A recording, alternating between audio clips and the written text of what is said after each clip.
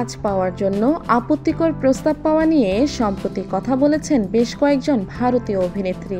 প্রত্যেকেই জানিয়েছেন ক্যারিয়ারের শুরুর দিকে নানা ধরনের বাজে অভিজ্ঞতার মুখোমুখি হতে হয়েছে তাদের। এবার এই প্রসঙ্গে কথা বললেন সায়ামি খের।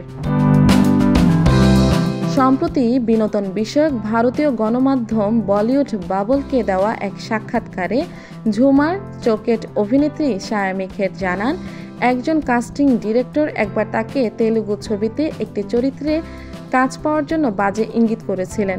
সায়ামির তখন মাত্র 19 বছর বয়স। সে সময় অভিনেত্রী এই ঘটনার শিকার হন।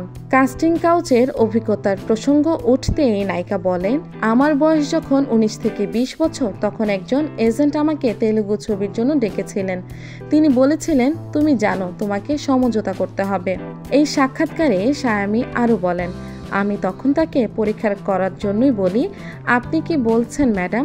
আমি বুঝতে পারছি না। আমি বারবার এটাই বলতে থাকি। তারপর অবশেষে তিনি বলেন, দেখো তোমাকে বুঝতে হবে।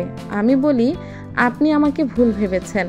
আপনি ভেবেছেন আমি এই পথে হাঁটব, কিন্তু সবকিছুর একটা নির্দিষ্ট সীমা আছে যা আমি আমার জীবনে কখনো অতিক্রম করিনি। কিন্তু সেবার আমাকে এই ঘটনা খুব ভাবিয়েছিল, একজন নারী আমাকে কিভাবে এই প্রশ্ন করতে পারেন।